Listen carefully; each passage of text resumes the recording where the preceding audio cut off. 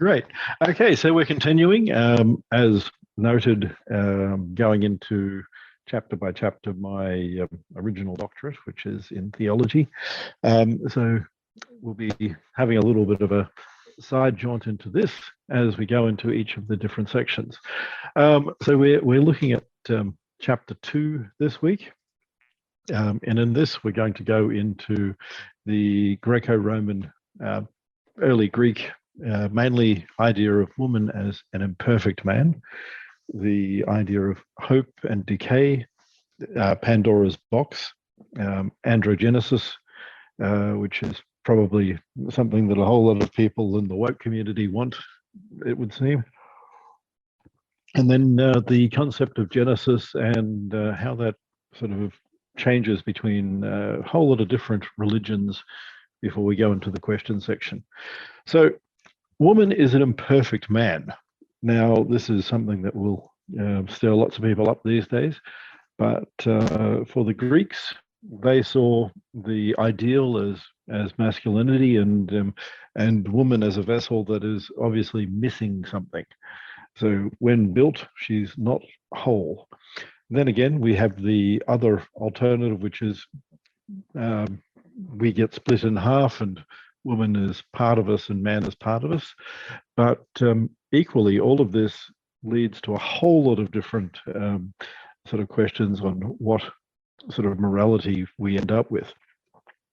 Now, the Greek society didn't think terribly well of women.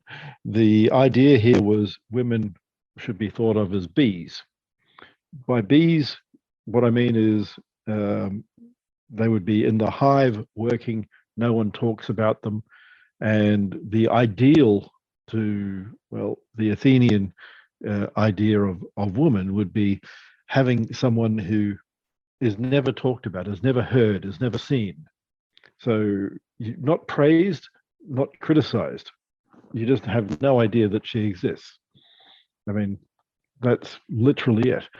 And so female virtue, according to Aristotle, is by lack of qualities.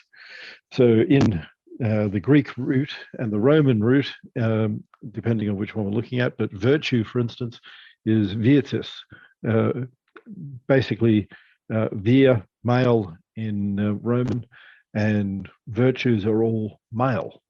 So this is also then represented by others who follow. Aquinas, for instance, takes up the same story. Aquinas also comes up with imperfect man as woman, the person who needs to be part of community and help, but needs a man to keep her in check. So we've seen a lot of changes, of course, over the several millennia here, and we also have arguments that the principle of intellect ends the female Furies. So you remember that we talked about some of the early plays in way back in the early sort of set of lectures, and the Furies sought to seek revenge against Athens, but the patriarchy over matriarchy here is the concept of the male then having intellect and rationality ending the emotions. It's also why the concept of the boy as not a man, boys were considered feminine. So an interesting aspect of what, like, people talk about homosexuality in Greek society, but it was very different to how we would see it. The idea would be a boy could be taken up into a relationship with a man, and that man would be mature and he would be dominant, and the boy, until he was old enough to be considered a man, would be considered feminine. So we might consider homosexual sort of activity in Athens, but to the Greeks, they wouldn't consider it homosexual because they would have actually seen the boy as feminine. So strange ways of looking at gender. Now, getting more into this, we come back to our mythological figure of Pandora. So this really changed. I've mentioned before how Pandora, there are different versions, pre-Hesiod and post. And post-Hesiod, the society that developed in Greece became much more patriarchal than it was during earlier times in tribal society. And that move towards a more patriarchal society changes the views of culture and literature, and even goes into some of the classic plays. For instance, in sort of the Odyssey, Odysseus, etc. But the stories of the fall of Troy. If we look, for instance, at the story of the warrior Achilles, Achilles is given a choice when he's young. He can either have a life that is long and where he will have family and children, but he won't be remembered.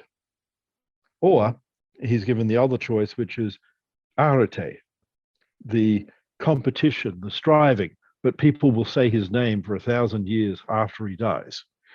And of course, he chooses the second and ends up dying horribly and, knowing it.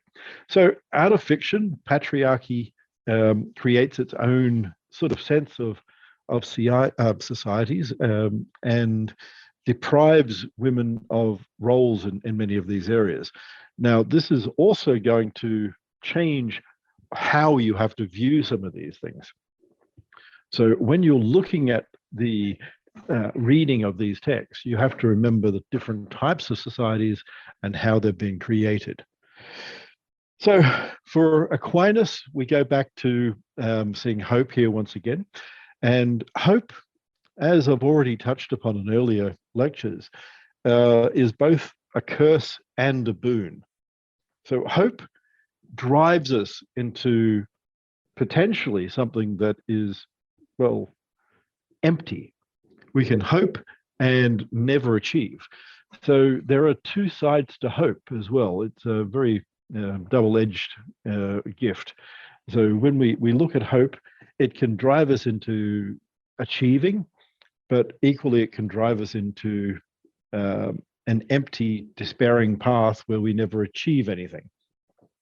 Now, in hope, Aquinas looks at virtue in, well, typical Catholic manner that sees the structure of the garden, development of what is there, what we later see put into Paradise Lost and Paradise Regained, the creation of a growth cycle for humanity.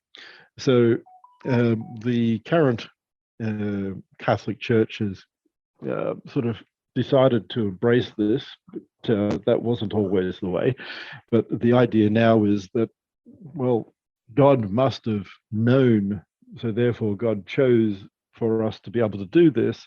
And we ended up with this wonderfully sort of hard work-filled life so that we could develop who we are, which on a side jaunt, I'll go into something here as well.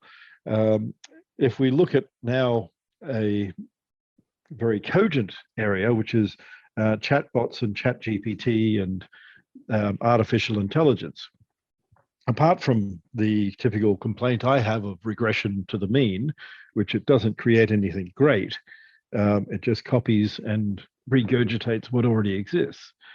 The area to think on this is, without striving and work, we don't become better. As a key example, I'm a much better writer than I was in my 20s, but I write every day. And I'm a much better many things. Some of my math is far better because I keep studying, but I keep testing and I keep pushing. And when you hand it off to something else, then all of that stops. So this world of sort of work and effort is also a world where we develop. But we could argue that the alternative in a modern IT-based world is that everything gets done for us. And to an extent, this was one of the complaints Socrates had with the writing of documents. Of course, Plato and Aristotle all wrote things down, but Socrates refused to, because by writing, not only do you consolidate what's there, but you also then don't have the same requirement on memory. So by sitting there and having to remember everything all the time, Socrates would argue that this effort, the work, builds us into something more. By constantly thinking and building, we go into a system that is not just the constant decay. Even though it seems to get better, it could be worse. So I would actually argue that the concept of decay is what we see now in a life that gets easier. And to the Greeks and the Romans, this would be something that they would bring up very much as well. So I'm sure everyone here has thought about gym. If you go to the gym, you work hard, you get benefits, unless you injure yourself. You stop going to the gym and you stop working, and things are easier for a while. But they don't stay that way. And I would much sort of be happy if I didn't have to go to the gym and be tortured multiple times a week by my personal trainer. But the way that the world works is if you don't, you become fat and lazy. And that comes with its own problems. So rather than seeking that sort of easy path, then what we're looking for in all of this is something that is actively a challenge, although we may not like it at the time. And I know for a fact that I don't necessarily enjoy some of the things I get. For instance, my trainer had sort of a series of German volume training today, which is 10 sets with 10 seconds between them. Horrible things, but they're good at tiring you out. So, but why do I do them? Well, because you want the results. And the same comes with many of these other areas too. So the concept here is also tied in Christianity to the afterlife. So if we're going to form something more in who we are, then, well, how do we achieve and what do we want to be? So unlike how many of us see with the world getting better, the ancient sort of peoples actually saw the world as being worse. Now, if you think about it for a moment, you see these areas where there are massive temples. The story of like the Cyclops, for instance, came about through some of the Median palaces. So if we think about the first Greek sort of colonies before the Sea People, then we have an age of the stories of the Minotaur and all this other stuff, of large palaces, of wonderful works, and now they're all destroyed and gone. And for someone coming up again into what they see as a new age, what they will see is all of this story of a past age that has collapsed. And likely similar stories would have gone around at the end of Rome, remembering the times when the roads were still paved, when the heated water ran in your villa, when you actually weren't so cold in winter.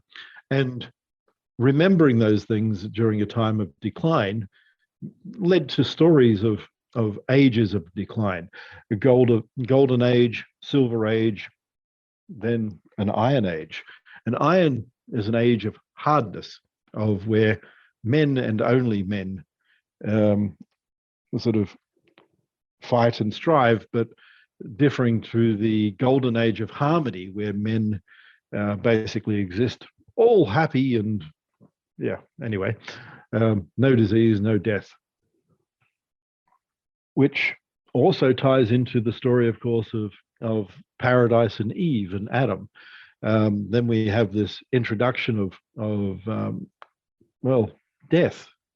By choosing to have knowledge, we also gain knowledge of the end. And unfortunately, that's how it sort of ends. So back in the Golden Age in the Greeks, Kronos reigned as king, Kronos being one of the early Titans. Kronos, of course, had already replaced earlier sort of overgods, and he was destined to be replaced by Zeus. And on top of that, there's this whole cycle in all of this. So remembering that forethought, Prometheus, understood that Zeus himself would end up, well, basically being fated to die. So for the Romans, everything, including the gods, goes through a cycle. Of course, you could argue in sort of larger idea of a pantheon like Hindu religion that there's an overarching god of everything, Brahma, for instance, in Hindu, Vishnu, etc., that encapsulates all these other areas, which to the Greeks would be fate, but then fate didn't really have the same role as a god. So the introduction now of division also represents in Pandora and man. So the earlier gods, the Titans and the Olympian gods, again, go into this decay and fall, and society is now redeveloping after having, well, opened Pandora's box, and having a jar or box or whatever it was, depending on the translation. It could be a jar, it could be a box, which is either releasing all of the evils into the world or allowing all of the good to escape. So in the earlier versions of this, the concept was all of the gifts to humanity were in there, which were good and bad. So we had things that were equally good and equally bad simultaneously, and some of those would escape and get out to the world, only leaving us hope, which is also, as I've said, argued to be not only a virtue but also a bane. So this evil that remains to have in the box of hope is interestingly sort of analyzed by Hesiod in the Theogony, where we look at the fact that all the evils, the disease of aging, everything that we think of as bad, escapes into the world, and yet we have hope. So for Hesiod, hope itself remains a form of evil. It is something that we have trapped and we think we own and we control, but it then controls us. So other ways of looking at this, the story goes way back, of course, beyond Hesiod. So Greek society used containers, jars, etc. And you could tell times of when like the Tuscans were wealthy, because you would see Greek urns, the ones with the black sort of inscriptions, images, buried in funeral sort of tombs and funeral areas, and they would be considered valuable and traded all around the Mediterranean world. So the concept here is the jar itself is something of value and holding valuable things. And we have our world of men, women now added, and we're not anywhere near what we were, according to this. As the box opens, everything changes, and there are, of course, analogies with all of these stories. The entirety of these stories across this region have some vast similarities. The same way that there's actually two Genesis stories, really. If you look through Genesis in the Bible, there's two creation stories. They're a little bit different, but they've been mashed together. The first story of Genesis is actually the newer one, which may seem strange to people, but the way that books were created and bound when there was a tome, rather than scrolls, would be that you would put things on either side. You wouldn't try and tear it apart and stick a page in the middle. So if you made a news story, you stuck it on the front. So that's how that one came about. And now what we end up with is a story of, for the Greeks, why men have to work so hard, and why women have their place. Unfortunately, different parts of the story end up differently. Now, this would actually be very different if we looked in some of the other cultures in Greece, like Sparta. Spartan women were a lot more free than Athenian women. They weren't free, but they had more say, votes, power, etc. The distinction here is, though, the Athenians were the people who wrote everything. So those who wrote everything and put it down on paper, papyrus, etc., get remembered. Those who had a Spartan culture that didn't have art and literature don't be remembered. So there are documentation of what happened, but it's nowhere near what it would be comparatively.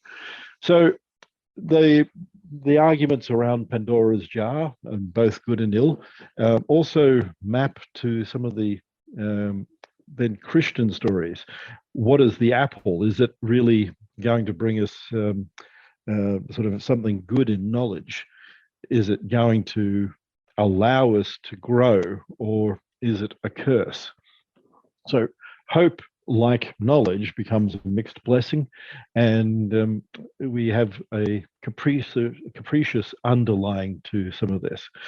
So the jar really represents a turning of cycles. So this also brings us into old Hermes. Hermes is a bit of a character.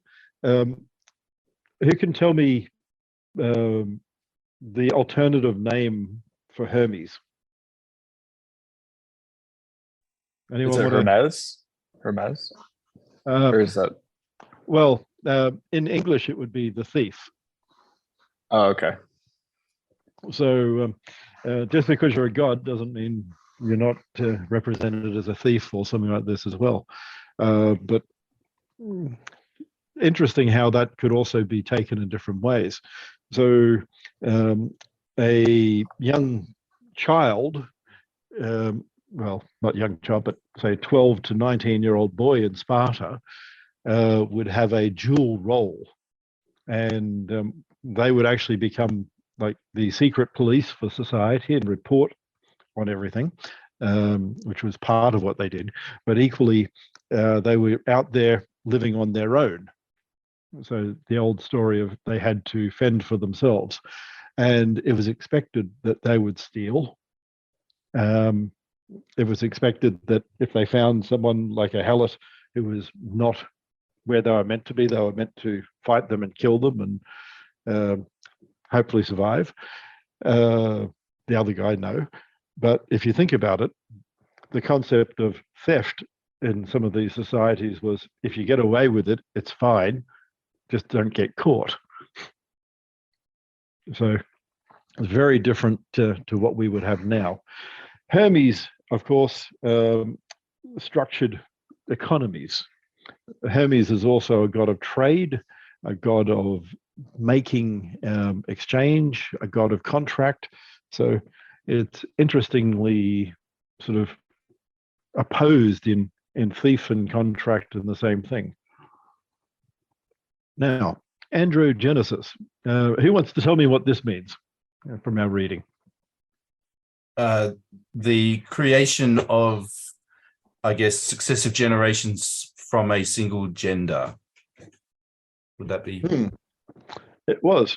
And of course, going way back to archaea and bacteria and things like this, and slime molds, even some trees now, still happens. But not many of us animals sort of work that way. Although there would have been some very simple single-celled sort of animal ancestors that did this. It's not what we do now. So the development of commerce is also the heart and soul of urban civilization. So labor and craft are linked. Now, interestingly, to the Greeks, you would want not to work. So what your job was hopefully to, like Athenian society, to get rid of as much labor as possible. And this, of course, was only possible for their society because of the slaves that they had. So practically everyone would have a slave if they were a citizen. Not trying to condone it, but that's really how they actually had their democracy. The ability to have everyone go in and listen and vote on any decision required that all of those people were supported by slaves. So for those who seem to think that representative democracy is bad and we should all go back to actually being part of every decision, well, just remember, do you want to spend your days reading every political decision, voting on everything, knowing every little act that might be done? If that's your choice, you can always become a politician today. Yeah. Anyway, so the golden age of abundance was not there for our pastoral forebears, but in some ways, these are also tales of where we came from. As we moved into tribes and cities and started agriculture, we ended up with less. As ironic as it may seem to people, we grew more, but we had less. So the more we started agricultural pursuits, the less we had. Our forebears who were hunter-gatherers were actually better fed. The distinction here is, though, when we settled down, we started having more children. We had more food, more children. Population went up. And of course, as the population went up, the amount of food per person starts going down again. But it also brings safety. Those hunter-gatherers out there in small tribes, they couldn't fight us anymore because as we got into our urban environment, we built fences. We built sort of grain stores. We built all these other areas to start defending and protecting ourselves. We built newer weapons, better sort of systems for killing those people who might invade us. And as we got those, we went out there and decided to, well, preemptively defend ourselves, as we say, right? Raid the next village because, well, we don't know that they won't raid us first. So this started really developing social classes, those who engaged in labor, those who became priests, and the creation of goods and services, etc., as people specialize. And as we move away from a pastoral tribal system, we had stories. And many of these stories became the foundation of what we see now being represented in the Greco-Roman tales, the Babylonian stories, the ones all through this region, and which, of course, we see in the Abrahamic religions as well. So the division of labor also then specializes more and more. And at this stage, the concept of what work was really changed as well. So this is part of the change in attitude towards women. In this time, the man laboring and the woman staying at home really became a necessity for a time. And also the means of support was all through family, etc. So over time, it became ingrained, and we told the stories to justify what was already happening. And we made them.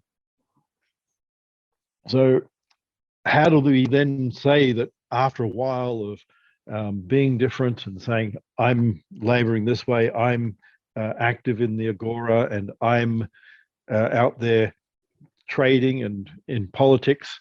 How do I say that's different from the woman who's at home? So I make a story to justify why. It doesn't mean that that was the why, but then you justify what's happened. So in some of these things, we say, well, maybe there was a good time before. That time when all those ruined palaces were there, that must have been something different. And maybe it was once where we all happened to be the one. And then male seed is seen as well, analogous to ploughing. The comment would be like a woman had been ploughed after marriage, and then the seed effectively flourishes to be the baby. And through this, we create stories. Well, because we need to justify what we have. Doesn't mean that it should be, but that's what we do. So gods and goddesses even reproduce this way. Interestingly enough, a bit weird in that sort of sense, because, for instance, Zeus came out of Kronos, and Athena came out of the head of Zeus, all those sort of fun things. So, yeah, anyway. So Zeus had his first wife, Metis. Metis was actually analogous to some of the stories that we now see in biblical Genesis, where Metis is wisdom and knowledge. And, well, effectively, as Zeus swallows the female emotional side, he becomes wiser. So that's an interesting part of this story as well. I don't know if it's discussed so much, but the sort of, well, digesting of his first wife, not recommending it, but gives him his wisdom.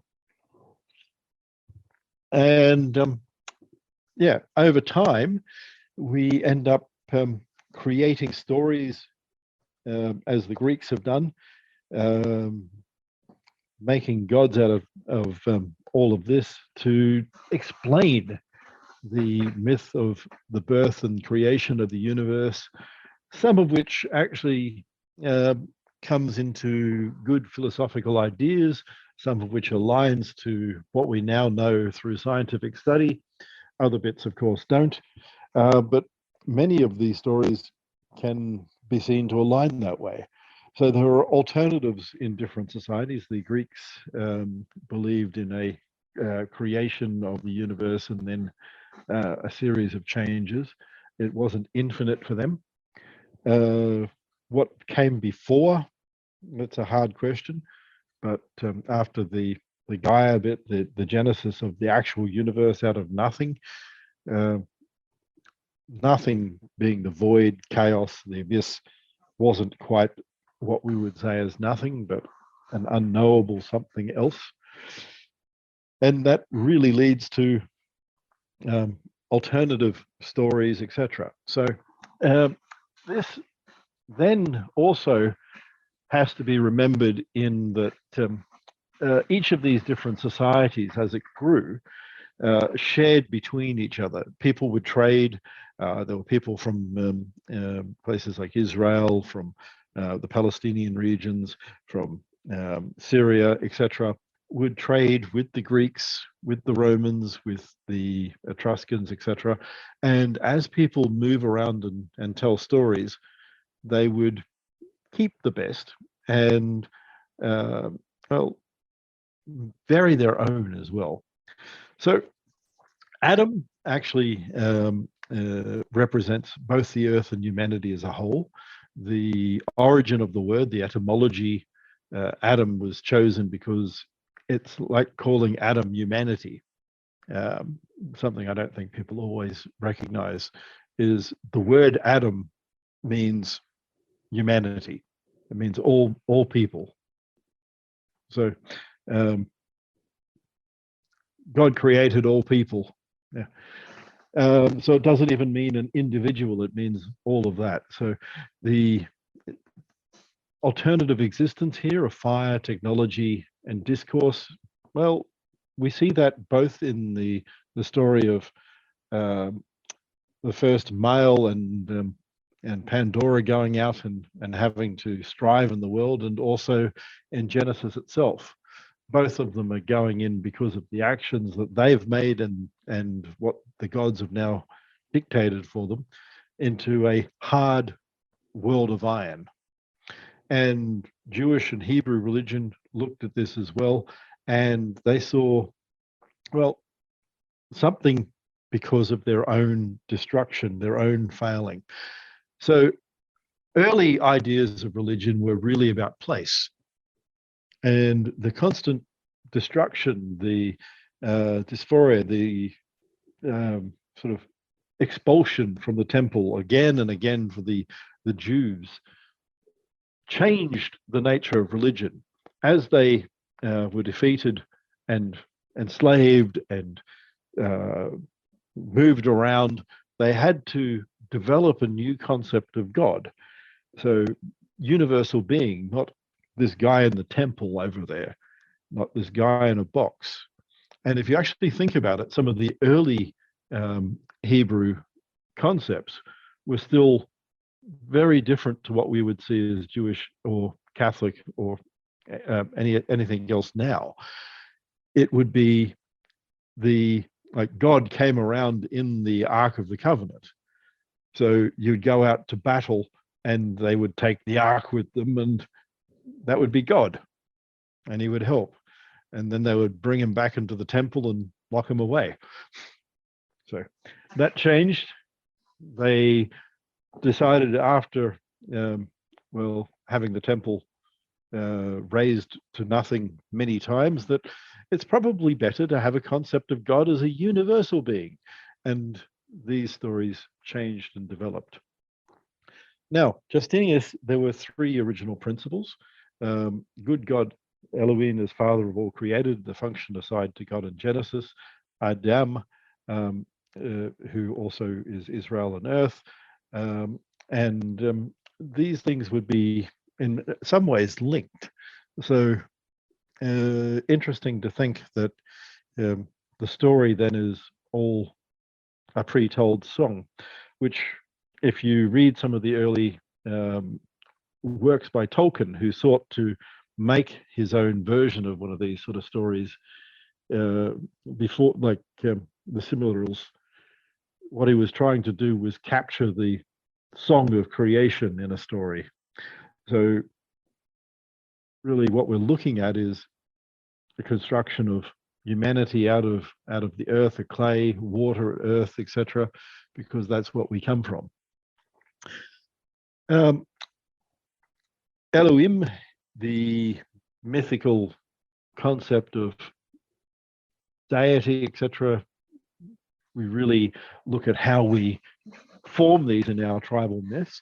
And as we move between society of hunter-gatherers into pastoralists, then our mythology needs to change, and our beliefs also need to change. And this is something that I don't think people always realize as well. We don't like to give up what we have as a ritual, etc.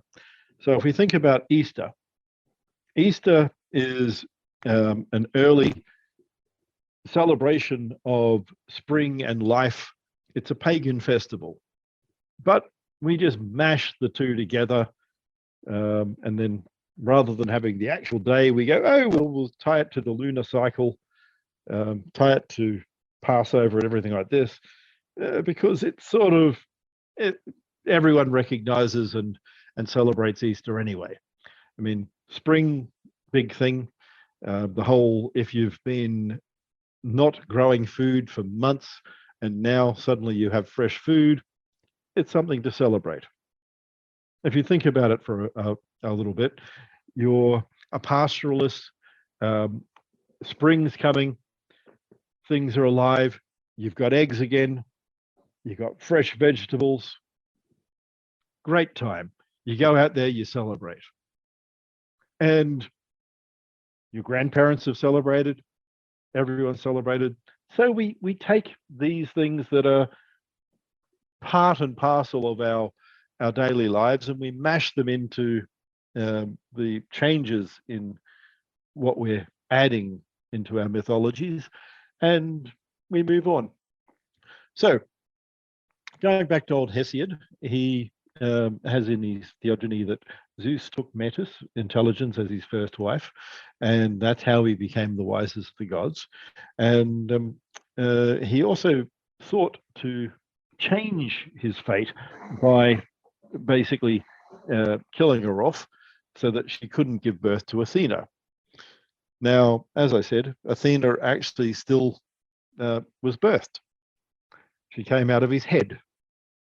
I'm not quite sure how that works, but anyway, it's an interesting little Greek story. Somehow Athena, it burst out of his head and must have had a headache for a few days, but being a god, a few days later, he's up and ready again. So getting back to all these normal fun and yeah. Anyway, so we have a dualistic philosophy in all this. It creates a sort of dichotomy between the different aspects of the pastoralist versus the older ideas. And this allows us to sort of create a way of linking ourselves to our past. The cultural hero, as with Hermes, represents something that would be a historical hero. And the stories, of course, develop over time. Heracles, Hercules, if you think about it, probably some guy who looked like Arnie and killed a lion or something like this, and next generation adds a little bit, and next generation adds a little bit. And I'm sure if Arnie had been born 3,000 years ago, he'd have a whole lot of silly stories about him too. But anyway, so the thing here to remember is we are sort of neutralized as people in what we become on earth, but we have to grow into something more. So when we transgress from paradise to labor, then we fulfill the role of becoming something more. And like with my little addition of ChatGPT, if we don't keep striving and we don't keep working, or the example of the gym, then we become less. So in a way, Pandora fulfills the role of Eve in Genesis 2 in making us strive. So Christianity changed things a little bit by adding original sin as well. The Greeks don't have original sin, so that's an interesting little addition. But with the knowledge of sexual difference, the knowledge of good and evil, the alienation that really goes into what Plato would see as the soul's alienation, and the sort of removal from sort of the universal good, is then where we have to strive to become what we can be. I mean, for a Buddhist, it would be the idea of trying to build yourself into something more, except, well, not in so many lives.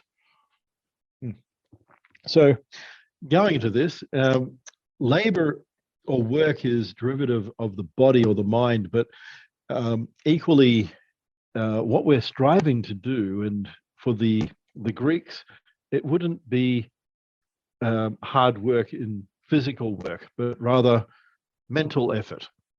So it would be trying to build ourselves in knowledge, and hence again, a society of slaves. Why? Because they do all the work no one wants to do, so that I can sit here and read and learn and do a bit of math and build a nice building and that sort of stuff. So in this, we become part of human nature. But going back to old Plato, product of his time, of course, in seeing women as inferior. We also then bring that into the Christian church, and that was part of the problem as the church re-embraced Greco-Roman mythology. They also re-embraced some of these ideals. If you go way, way back to the early Christian church, you'll find that while men and women had different roles, they weren't treated quite so unequally as they ended up being treated by the later Catholic Church. But then some of this comes to the idea that really came about, especially early medieval, that the sort of concept of sexuality was all female. I don't know if we agree with that today. In our society, we probably think it's the male who was the sexual beast.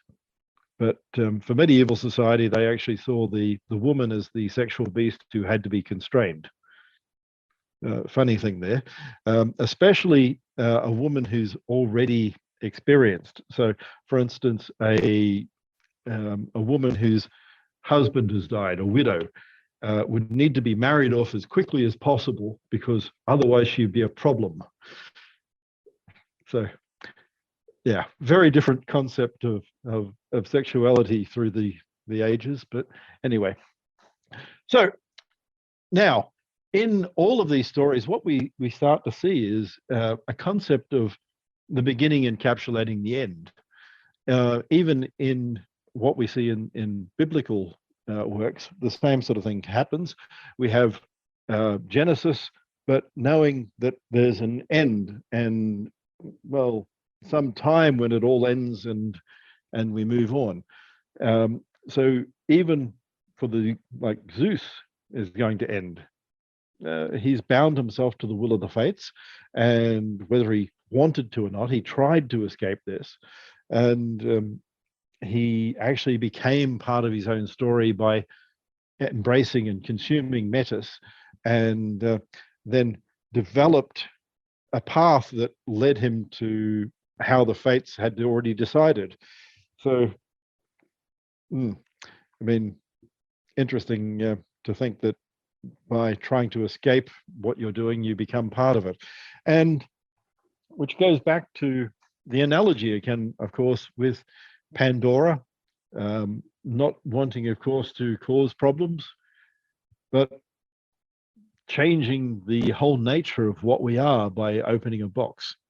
But then again, I would actually say that this curse is a boon, because I happen to like work, and I one of these crazy people who think that we need to develop ourselves to be more human. Those of us who sit there and do nothing don't become fully human. I believe that we have to develop who we are into something that we can achieve. So there's only so many Netflix episodes you can watch in a lifetime. And if you do too many of them, then it probably destroys everything else you can do. All right. So what did you get as a takeaway from this? What's your opinion? One of the you things... mentioned... Oh, go ahead. Sorry. Go ahead. No, you go. Oh, okay, I'll go quickly now. You mentioned free will briefly as well in chapter 2 near the end. And like, as you were just saying about it's, you believe the purpose of humanity is to strive to become better. And I wonder if there's a conjoining of this strive to do better, and as you do strive to do better, you develop more free will. You develop a better understanding of what you want in life and what you do and how to do the things that you want in life, and how to basically get there by improving yourself. And this is a path to enlightenment, one might say, or to... Well, it's also to a higher form of happiness, you might say. Yeah. I mean, some people would argue that you can't compare sort of simpler pleasures with more complex, refined ones, I will disagree. I mean, I might like a variety of different types of music, but if you look at classical music, it is far more in depth than any sort of rock or anything like this. The amount of complexity in classical music is far deeper. So yes, sometimes I enjoy something a little more bass, and a good session of Metallica or AC/DC is good, but equally it doesn't encapsulate something like Rachmaninoff or Bach or any of these other people. So I have another quick question to get in front of everyone else. So a core concept of this chapter, as well as leading from the first chapter, is that women bring out a better man. And yes. As a person yourself, who I would say is a leader in his sphere, would you say this is absolutely true, or can a man be a genius and an expert and just go all the way himself, or will he never achieve past a certain point if he doesn't have a woman like making him the better man? I believe you can still achieve, but I mean, there's more than just achieving certain areas. I believe I'm a better man with my wife, and I believe she tempers me and helps me grow in different ways. I mean, there's a lot more to life than just doing mathematics and writing patents and things like this. And I like to think that the alternative actually brings me a lot more wisdom and knowledge than I would get otherwise. So my answer is, you can be someone who is a complete asshole and is still wealthy, but does that mean you're necessarily happy or fulfilled? Okay, giving to Kevin. Yeah. So what I was thinking about was, and I posted this on Slack a while back, but I was reading about the about plants, because I've been learning how to grow fruit indoors, and we have tomatoes and strawberries, and you can just it's self-pollinating, so it doesn't need an extra plant. But I was reading like, how does this work and all this kind of stuff. And if you actually have two separate sexes, then you produce bigger fruit. And I thought this was interesting too, because it talked about how the red queen game applies once you have the different sexes. And it is super relevant to Bitcoin, because it's kind of like, proof of stake versus proof of work.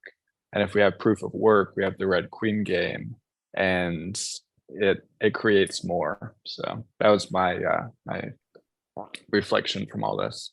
Well, it's something a lot of people don't like, and through history, people have complained.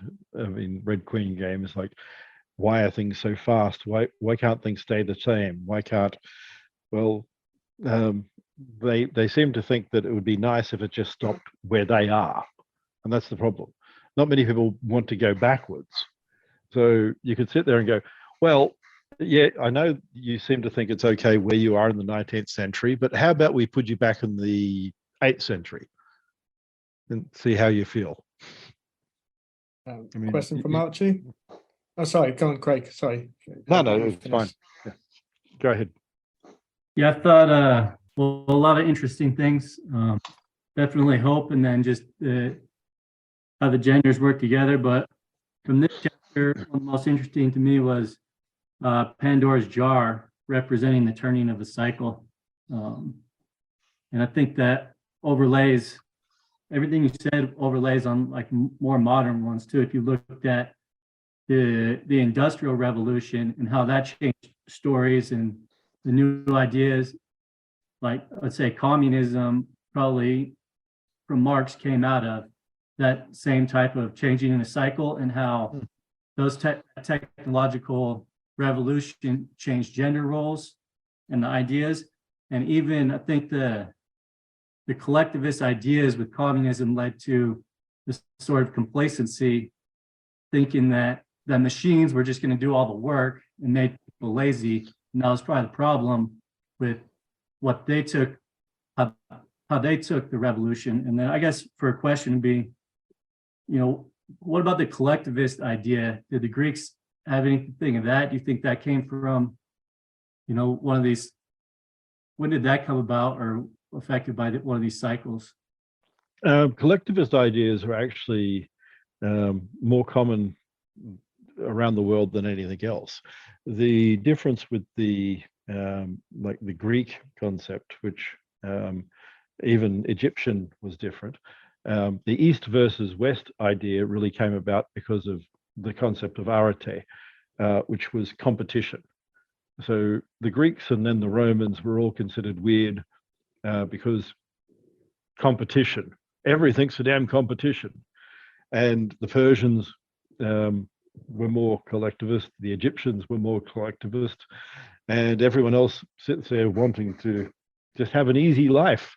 And these guys, sit there talking about how they can be, go through difficult lives. So Severinus, Flavius, whatever the hell, ... was one of the sort of mythical early Roman generals, and back before even Italy was conquered. And one of the other tribal groups to the Romans had captured him before war, and he had the nickname the left-handed because he, to demonstrate his sort of resolve, when he was taken in to see the other king, he sort of thrust his right hand into the brazier, the fire, and held it there as it burnt off. And that was basically then, this is our resolve as Romans. You're going to torture me, are you? Hand out, burns off. And then, of course, the other guys gave up. Sort of, yep, you guys are crazy. We're not going to fight you. So, Did he? So I was watching something earlier, and it was saying about the misinterpretation of the Bible from the Hebrew text, and Elohim you said is God, but it's plural for God. So one of my questions is, do you think the gods were a representation of a more superior human race, or do you think they were metaphysical, or do you think they were alien? And also with regards to the Ark of the Covenant, this is something as well, like with the Staff of Moses, the Ark of the Covenant, several other articles that are in the biblical text. Do you feel that they were advanced technology, or do you think they were just like, a box of stuff, and there was a metaphysical element added to that for sort of fictional, Okay. So the way to look at this would be, if you read the biblical text, it says, "Thou shalt have no gods before." So that's basically saying, at one stage, we believed in other gods, but you won't worship them. And that slowly migrated into over time, into, there is one God. So it wasn't instant. What we have now technologically is far superior than anything we had in the past. But if you look at some of the creations that existed in the past, like the Greeks and the Romans had mechanical devices, they had fine glass, they had a whole lot of other things. Through trade with China, they had silk. You had things that would be nearly magical after the decline of Rome. So if you imagine it for a moment, like you've seen some of these Greek sort of time devices or door opening devices, probably, that are now all corroded and and horrible, but at one stage, those devices would have actually done about the equivalent of maybe 17th century watchmaking and things like this. And at that point, we would think that they're ancient and quaint, but to someone in medieval Europe, that would be remarkable. Yeah, like that computer that they found, the analog computer that they found, Antikythera mechanism or something it's called. Yep. So that, yeah, so I see what you're saying. The other thing is simple mathematics, a way of complicating, uncomplicating problems that you needed to do. And so also the thing I wanted to touch on as well was that Zeus convinced Metis to turn into a fly so he could swallow her. So a lot of the stories say that that's how she survived inside him, because he didn't actually, consume her. She was still living, and that's when Athena was born. But she's supposed to be fully armored as well. So did she? Yeah. In that case, did she kill? No, she didn't kill Zeus when she was born, did she? She just came through his head somehow. Headache.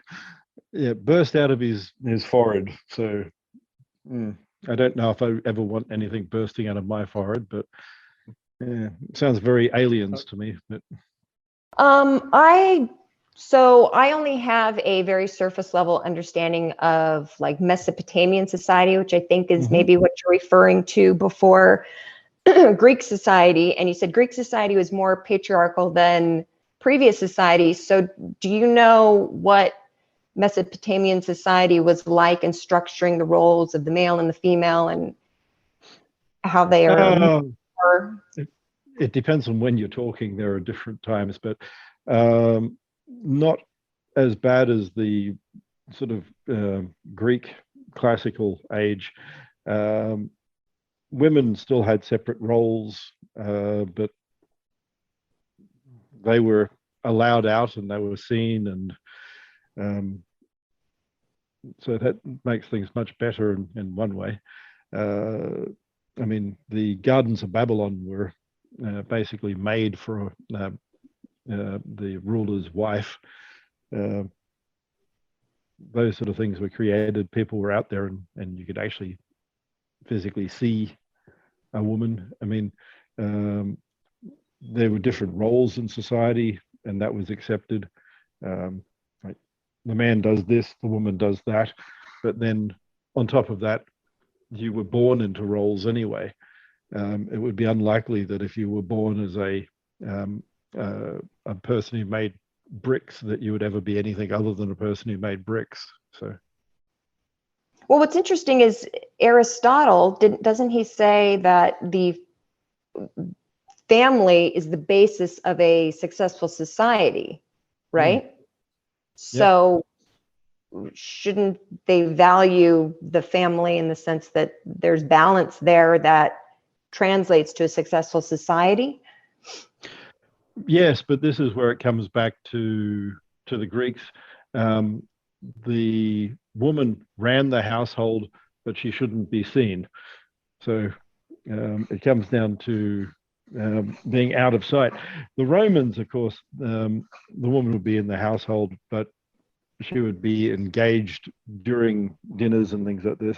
Whereas in a Greek household, all the men would get together, and if there's a woman in the room, it would be basically a prostitute or something like this that had come over. Right. And then I also wanted to say one thing, play kind of devil's advocate with Chat GPT. I know that we like to challenge it with really difficult math problems and questions on morality, but can it be something that we can use, like how dishwashers and washing machines helped automate things in the household? Computers have helped automate things, calculators. Can we use it as a tool to help simplify conducting, say, searches? And I've noticed in just playing with it, it makes me better at asking questions.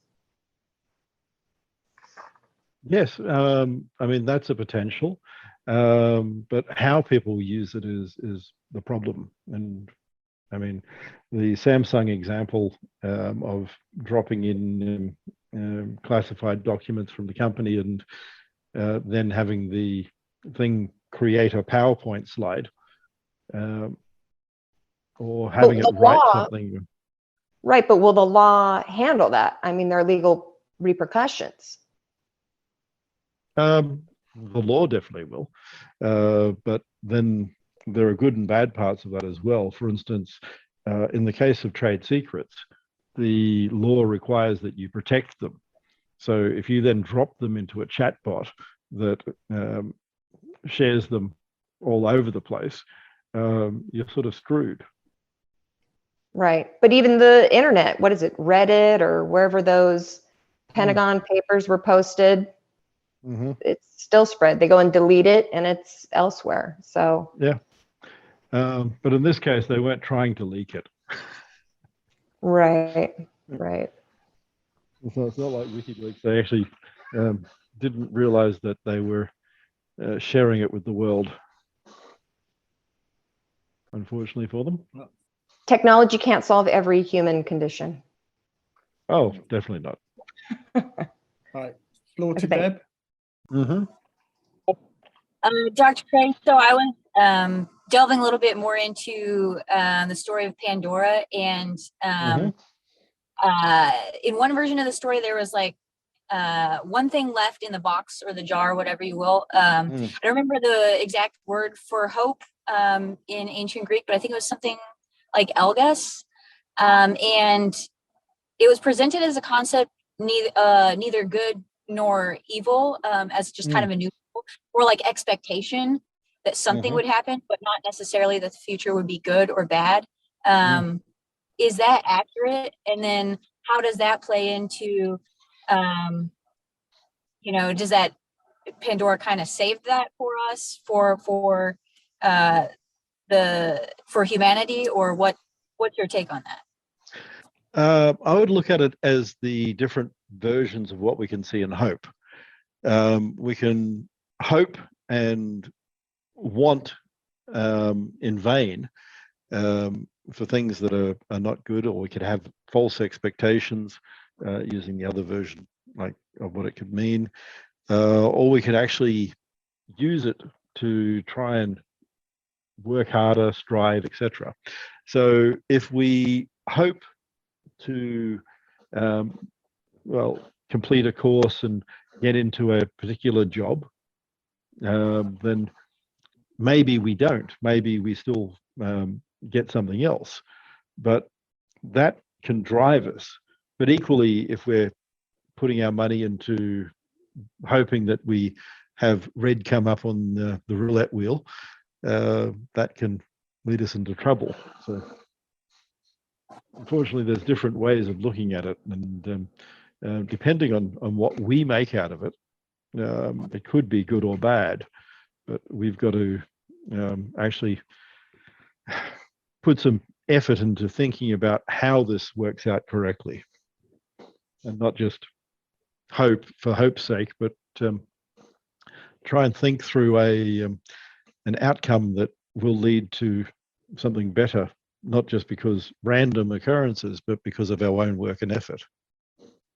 It's kind of partly a statement more than a question. After reading chapter 2 and a discussion today, I find it really interesting how, and I know Brendan's going to poke at me for mentioning Bitcoin, but I find it really interesting, fascinating, the whole how it coincides with the story that is Bitcoin, if we put it in a whole story mode, where it got released. It's a changing of a new era, monetary, there was economic and monetary repercussions, and also, basically you let the genie there's out that Hermes guy box. Yeah, the thief involved. But you let the genie out of the bottle, and all these things kind of place. This is exactly what I wanted to discuss, but I was going to wait until Craig had gone so that we could use the B word.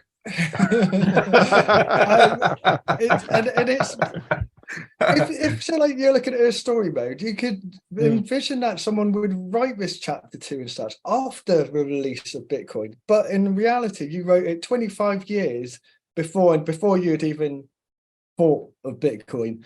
Well, it wasn't really 25 years before Bitcoin. I mean, this was. Sorry, 25 years before today. Yeah, roughly? Somewhere around that. But yeah, that's not 25 before Bitcoin though. yeah, quite true. And it's like the universe has a sense of humor, but it's having this little joke with you. And yeah, it's kind of gone. You wrote something about it as well in chapter 2 about cycles. Things happen in cycles. And the whole story of Pandora's box. And after I read the chapter 2, I thought, I wonder if one day there's going to be a story of Bitcoin box, you know.